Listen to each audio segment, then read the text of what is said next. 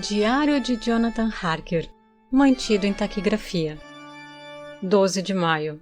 Deixe-me começar com fatos nus e crus, verificados por livros e figuras, e dos quais não há dúvida. Não devo confundi-los com experiências que se baseiem em minha própria observação, ou na minha memória deles. Na noite passada, quando o conde veio de seu quarto, ele começou a fazer perguntas sobre questões legais e sobre as atividades de certos tipos de negócios. Passei o dia cansativamente em livros e, apenas para manter minha mente ocupada, comentei sobre alguns dos assuntos que havia examinado na pousada Lincoln. Havia um certo método nas consultas do conde. Então, tentarei colocá-las em sequência. O conhecimento pode, de alguma forma, ou em alguma hora, ser útil para mim. Primeiro, ele perguntou se, na Inglaterra, um homem poderia ter 2 ou mais procuradores. Eu disse a ele que era possível ter 1 dúzia, se desejasse, mas que não seria aconselhável ter mais de um procurador envolvido em uma transação, pois apenas um poderia agir de cada vez, e que mudar certamente militaria contra o seu interesse. Ele pareceu entender completamente e continuou perguntando se haveria alguma dificuldade prática em ter um homem para comparecer, digamos, ao setor bancário e outro para cuidar do envio, caso fosse necessária ajuda local em um lugar longe do lar do procurador bancário. Pedi a ele que explicasse melhor para garantir que eu não desse uma informação equivocada. Então ele disse: "Vou ilustrar seu amigo e o meu, Sr. Peter Hawkins, sob a sombra da sua bela catedral em Exeter, que fica longe de Londres, compra para mim, através da sua boa pessoa, meu lugar em Londres. Bom, agora deixe-me dizer francamente, para que você não considere estranho que eu tenha procurado os serviços de alguém tão longe de Londres, em vez de alguém local, que meu motivo era que nenhum interesse local fosse servido, apenas o meu desejo. E como alguém de Londres poderia, talvez, ter algum propósito próprio ou de um amigo a servir, eu fui, portanto, a campo para procurar meu agente, cujos trabalhos deveriam ser apenas para o meu interesse. Agora suponha que eu, que tenho muitos assuntos, desejo enviar bens, digamos para Newcastle, ou Durham, ou Harwich, ou Dover. Não é possível que, com mais facilidade, seja feito consignando a alguém nesses portos? Eu respondi que certamente seria mais fácil, mas que nós, procuradores, temos um sistema de agenciamento de um para o outro, tal que o trabalho local poderia ser feito localmente por instrução de qualquer procurador, para que o cliente, simplesmente se colocando nas mãos de um homem, pudesse ter seus desejos realizados por ele sem mais problemas. Mas, disse ele, eu poderia estar em liberdade para tomar minhas decisões, não é mesmo? Claro, respondi. E tal é frequentemente feito por homens de negócios que não gostam que todos os seus negócios sejam conhecidos por uma pessoa. Bom, ele disse e depois continuou perguntando sobre os meios de fazer remessas e os formulários a serem passados e de todos os tipos de dificuldades que poderiam surgir, mas que por previdência pudessem ser evitados. Expliquei todas essas coisas para ele da melhor maneira possível, e ele certamente me deixou com a impressão de que teria se tornado um procurador maravilhoso, pois não havia nada que ele não pensasse ou previsse. Para um homem que nunca esteve no país e que, evidentemente, não tinha o hábito de fazer muitos negócios, seu conhecimento e perspicácia eram magníficos. Quando ele se satisfez com esses pontos dos quais ele havia falado, e eu havia verificado tudo o melhor que pude pelos livros disponíveis, ele de repente se levantou e disse: "Você escreveu desde sua primeira carta ao nosso amigo Sr. Peter Hawkins ou a qualquer outro?" Foi com alguma amargura em meu coração que eu respondi que ainda não tinha visto nenhuma oportunidade de enviar cartas para ninguém. "Então escreva agora, meu jovem amigo", disse ele, colocando a mão pesada no meu ombro. "Escreva para o nosso amigo e para qualquer outro, e diga, se lhe agradar, que você ficará comigo mais um mês a partir de hoje." "O senhor deseja que eu fique tanto tempo?" eu perguntei, pois meu coração ficou frio com o pensamento. "Desejo muito. Não aceitarei recusa. Quando seu mestre empregador, como queira, contratou alguém para vir em seu nome, entendeu-se que apenas minhas necessidades eram para serem consultadas.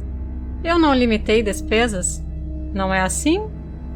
O que eu poderia fazer se não aceitar a solicitação? Era o interesse do Sr. Hawkins, não meu, e eu tive que pensar nele, não em mim mesmo. Além disso, enquanto o Conde Drácula estava falando, havia algo nos olhos dele e em sua influência, o que me fez lembrar que eu era prisioneiro e que, se desejasse, não poderia ter escolha. O Conde viu sua vitória em minha reverência e seu domínio em meu rosto, pois ele começou imediatamente a usá-los, mas da sua maneira suave e sem resistência. "Eu rogo a você, meu bom jovem amigo, que não discorra sobre coisas além dos negócios em suas cartas. Sem dúvida, vai agradar aos seus amigos saber que você está bem e que está ansioso para chegar em casa, não é mesmo?" Enquanto ele falava, ele me entregou 3 folhas de papel e 3 envelopes. Todos eram de correspondência internacional, dos mais finos, e olhando para eles, depois para o conde, e percebendo seu sorriso tranquilo, com os dentes afiados e caninos saindo sobre os lábios vermelhos, eu entendi tão bem como se ele tivesse falado que eu deveria ter cuidado com o que eu escrevesse, pois ele seria capaz de lê-lo. Por isso, decidi escrever apenas notas formais agora, mas escrever tudo para o Sr. Hawkins em segredo, e também para Mina, pois para ela eu poderia taquigrafar, o que confundiria o conde, se ele visse. Quando escrevi minhas 2 cartas, fiquei quieto, lendo um livro enquanto o conde escreveu várias notas, consultando, ao escrever, alguns livros em sua mesa. Então ele pegou minhas 2 cartas e as colocou com as suas, e colocou de lado seu material de escrita, após o que, no instante em que a porta havia se fechado atrás dele, eu me inclinei e olhei para as cartas, que estavam viradas para a mesa. Não senti nenhum remorso em fazê-lo, pois, nessas circunstâncias, senti que deveria me proteger de todas as maneiras que pudesse. Uma das cartas foi direcionada a Samuel F. Billington, número 7, do The Crescent, em Whitby. Outra para Herr Leutner, em Varna. A terceira era para Coates & Company, em Londres. E a quarta para Herren Klopstock und Bierheit, banqueiros em Budapeste. A segunda e a quarta não foram seladas. Eu estava prestes a olhá-las quando vi a maçaneta da porta mover-se. Eu voltei ao meu assento, tendo apenas tido tempo de reposicionar as cartas como elas estavam, e retomar meu livro antes que o conde, segurando uma outra carta na mão, entrasse na sala.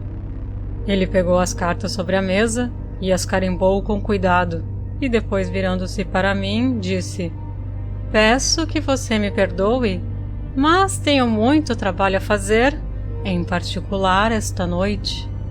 Você encontrará, espero, tudo o que deseja. Na porta ele se virou e, depois de uma pausa, disse: Deixe-me aconselhá-lo, meu querido jovem amigo. Não, deixe-me avisá-lo com toda a seriedade que, se você deixar esses quartos, você não deverá, de modo algum, dormir em qualquer outra parte do castelo. É velho e tem muitas lembranças, e há sonhos ruins para quem dorme imprudentemente. Seja avisado, se o sono atingi-lo agora ou em algum momento, ou se parecer isto, apresse-se para seu próprio quarto ou a essas salas, pois o seu descanso será então seguro.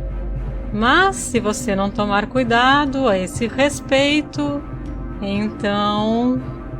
Ele terminou seu discurso de uma maneira pavorosa, pois ele movia as mãos como se as estivesse lavando. Eu entendi bem.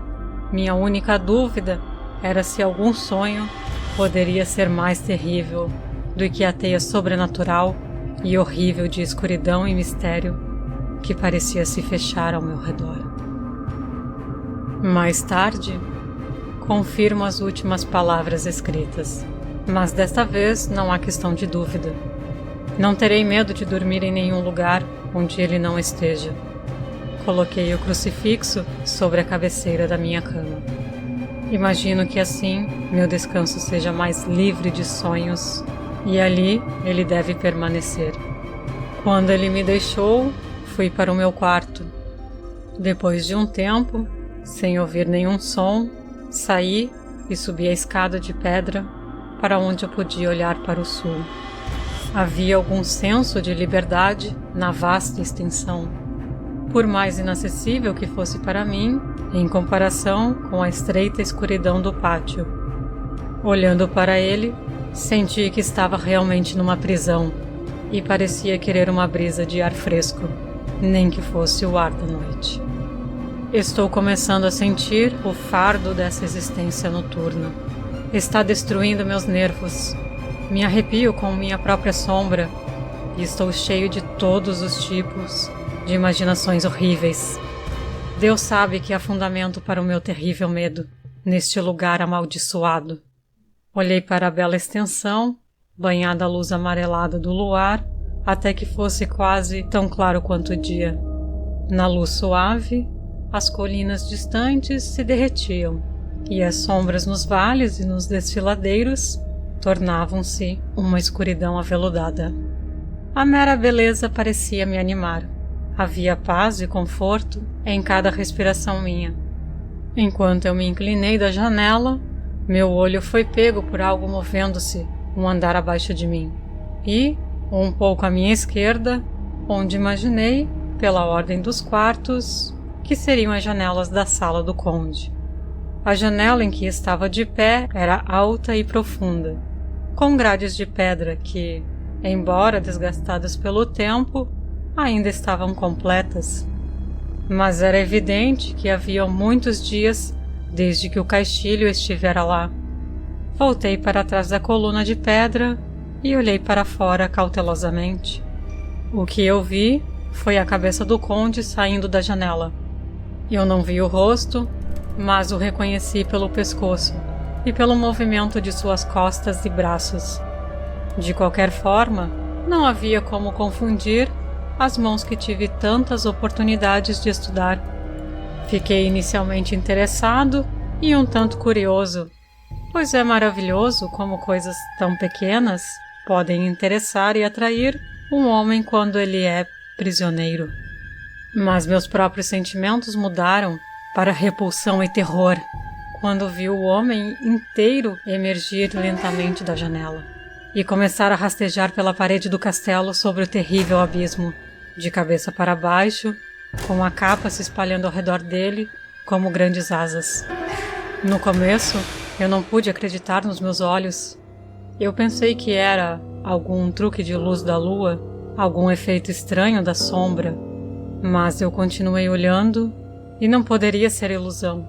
Vi suas mãos e pés agarrarem os cantos das pedras, com pouca argamassa devido ao desgaste dos anos, e assim usando todas as projeções e desigualdades, se mover para baixo com uma velocidade considerável, assim como uma lagartixa se move ao longo de uma parede. Que tipo de homem é esse? Ou que tipo de criatura é na aparência de um homem? Sinto o temor deste lugar horrível me dominar. Estou com medo, um terrível medo. E não há fuga para mim. Estou cercado de terrores em que não ouso pensar.